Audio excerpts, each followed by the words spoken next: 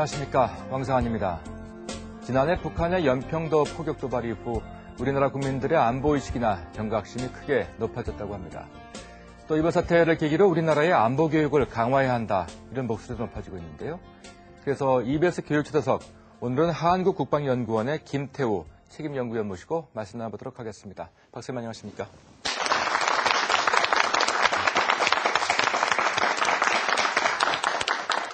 예, 먼저 한국국방연구원이 어떤 곳이고 또 박사님의 주된 전공 분야는 어떤 분야인지 간략하게 소개 부탁드리겠습니다. 네, 한국국방연구원은 국방부 산하의 싱크탱크입니다. 약 300명의 연구 인력을 가지고 있고요.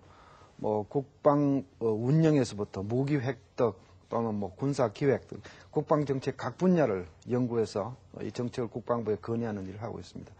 저는 개인적으로 박사학위 전공 분야는 좀 무서운 걸 했습니다. 핵 전략, 핵 정책 이런 걸 했는데 연구 분야는 그보다 더 광범위하죠. 북한, 한미 동맹, 안보 전반을 연구하고 있습니다. 말씀하신 것처럼 이제 그 박사님 하게 되면 핵 문제 전문가 이렇게 알려져 있는데요. 여러 분야에 걸친 연구 물론 있습니다만. 네. 근데 그 박사님의 과거를 잠깐 보면은요. 네. 상대를 졸업하셨죠? 네, 그렇습니다. 그리고 일반 기업에서 근무하신 경력도 있고요. 네. 또 경제 관련 기관에서도 근무를 하셨습니다. 네.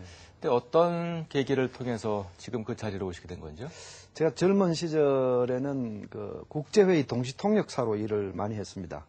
직장 생활과 함께 이제 했는 직업인데 그 국제회의장에서 상당히 열을 받았다고 말씀드릴 수 있습니다. 사실 국제회의장은 총칼을 들지 않는 전쟁터라고 볼 수 있습니다. 한국이 약소국이었기 때문에 밀리는 현장들을 너무 많이 봤습니다. 그때 이게 안보 전문가가 되어서 대한민국을 강하게 키우는 데 일조를 해야 되겠다는 생각이 들었고 그 젊은 시절에 오기부림이었습니다. 그걸 실천으로 옮겨서 다시 직장을 접고 유학길에 올랐고 그렇게 해서 안보 전문가가 되었습니다. 그때 나이가 몇이셨죠? 33살 때였습니다. 그러니까 33세 직장을 그만두고 그렇습니다. 전혀 생소한 분야로 그렇습니다. 도전을 시작하신 거군요. 네. 그 용기는 어디서 나왔을까요? 좋게 얘기하면 애국심이라고 얘기를 해주는데요. 평범하게 얘기하면 젊은 사람이 오기부림이었습니다. 대한민국을 부국 강병한 나라로 만들어보자 그런 생각을 좀 가지고 있었습니다. 그러셨군요. 네. 다시 이제 본론으로 돌아와서요. 지난해 북한의 연평도 포격 도발 참 큰 충격적인 사건이었고 정말 상상도 할 수 없었던 그런 일이었는데요. 네. 북한이 이처럼 대담한 도발을 하게 된 그 배경은 어디 있다고 보십니까? 대내적 이유도 있고요. 대외적 이유도 있고 또 기타 배경도 있습니다. 우선 대내적 배경을 한번 보면요. 북한이 경제난에 시달리고 있고 내부 단속을 해야 되는 그런 중요한 이유들을 많이 가지고 있습니다. 또 김정은 후계 구도를 공고화해야 되는 이런 내부적인 이유들을 가지고 있죠. 대외적으로 보면요. 남한에 대해서 계속 뭘 압박하는 자세를 취하고 있었고 또 최근에는 이 중국이 미국과의 경쟁을 의식해서 상당히 그 북한을 끼고 도는 북중 동맹을 강화하는 자세를 보이고 있습니다. 이런 것도 북한한테는 큰 힘이 되었고 또 남한에 대해서 이 북방 한계선 NLL 이것을 계속 시비를 걸어야 한다. 분쟁 지역으로 만들어가야 한다는 이런 목적들 이런 것들이 다 종합이 됐다 볼 수 있습니다. 근데 세 번째 이제 제가 오늘 특히 강조를 드리고 싶은 것은 세 번째 배경인데요. 바로 비대칭 위협입니다. 네. 북한은 우리가 가지고 있지 않은 핵무기를 가지고 있고 또 우리가 많이 가지고 있지 않은 야포를 가지고 있고 사이버 위협을 가하고 있고 이런 각종 비대칭 위협을 가지고 남한 국민을 위축시키고 있는 거죠.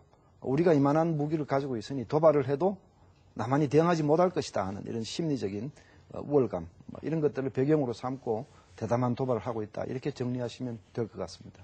지금 말씀 중에 비대칭 전략 이런 말씀을 하셨는데요. 네. 일반 시청자들의 이해를 돕기 위해서 어떤 뜻인지 좀 간략하게 설명 부탁드릴까요? 네, 아주 전형적인 비대칭 위협으로는 핵위협과 또 이 야포 위협 그리고 사이버 위협 이렇게 세 가지를 들 수 있습니다. 핵위협이라고 하는 것은 여러분도 잘 아시겠지만 북한이 이 세계 핵 확산 금지 체제를 탈퇴를 해서 마음대로 핵을 만들고 있죠. 근데 이제 이 핵무기라고 하는 것은 단 한 방으로도 대한민국 수도 서울을 초토화시킬 수 있는 괴력을 가진 사실 궁극적인 무기, 말세적인 무기라고 볼 수 있죠. 우리는 가지고 있지 않고 북한이 일방적으로 우리를 위협할 수 있는 상황. 이게 비대칭이죠, 그 상황이. 네. 그다음에 이제 야포라고 하는 것도 그렇습니다. 북한이 휴전선 일대 많은 야포를 배치하고 있고 이 야포들이 만약에 일제 사격을 가한다면 시간당 수만 발의 포탄을 남쪽으로 쏟아낼 수 있습니다. 수도 서울에도 마찬가지입니다. 그러니까 전쟁이 일어났을 때 이 야포에 의해서 우리 아군은 치명적인 타격을 받게 되는 거죠. 우리만 가지고 있는 약점입니다. 그리고 이제 사이버 같은 것은 더욱더 일방적입니다. 북한은 본격적으로 해커 부대를 키우고 있죠. 이 해커 부대들이 우리 국방망에도 들어오고 또 우리 기관 산업망에 들어와서 해칠 수 있습니다. 그리고 우리 일반 인터넷 공간에 들어와서 여론을 왜곡시키는 일을 할 수 있습니다. 그런데 반면 우리는 해커들을 양성해도 맞대응할 수 있는 공간이 북한이 별로 없죠. 네. 이렇게 우리가 일방적으로 당할 수밖에 없는 이런 비대칭적인 위협들을 통틀어서 우리가 비대칭 위협이다 이렇게 얘기하는데 북한은 이런 것들을 상당히 그 배경으로 삼고 국지도발을 자행하고 있다 이렇게 볼 수 있습니다. 그거 외에 또 북한이 갖고 있는 그 전력이라고 할까요? 일반적인 군대에 관한 규모인데요. 어느 정도나 됩니까? 군사력의 네. 규모. 북한이 대병력주의를 고수하고 있다. 이런 말씀 아마 여러분 들어보셨을 겁니다. 인구 2,300만 명의 나라에서 정규군을 120만 명 가지고 있는 나라, 세계에서 북한밖에 없습니다. 그리고 또 특수부대를 20만 명 가지고 있다. 이것도 세계에서 최강입니다. 미국도 그만큼 많은 특수부대를 가지고 있지 않습니다. 그리고 북한의 또 이 전략은 근본적으로 공세적이죠. 거기에 비해서 대한민국의 전략은 수세적이고 방어적입니다. 이런 것들이 전부 다 이 비대칭 위협이 되고 있는 그런 상황이죠. 네. 그런데 이제 우리가 경제적 풍요나 물질적 풍요를 앞세우고 북한을 압도할 수 있는 분야들도 꽤 있습니다. 질적인 면에서 그런 부분들이 꽤 있는데 그러나 모든 것을 통틀어 얘기한다면 물질적 풍요는 우리가 앞서지만 북한의 기도, 전략, 침투적인 성격 모든 걸 감안하면 여전히 위험하다. 이렇게 저희들은 보고 있습니다. 그와 같은 위험을 좀 원천적으로 봉쇄할 수 있는 어떤 그 전력은 없는 겁니까? 이제 수치대로만 한다면 우리가 인구가 북한보다 2배가 많은데 그럼 우리도 그만큼 대군을 키우면 될 것 아니냐 이렇게 얘기할 수 있고 네. 또 우리가 야포를 만들어서 우리도 그만큼 배치하면 될 것 아니냐 이런 얘기들 쉽게 할 수 있습니다. 그러나 대한민국은 여론에 의해서 정치를 하고 국민이 정부를 선택하는 민주주의 국가죠.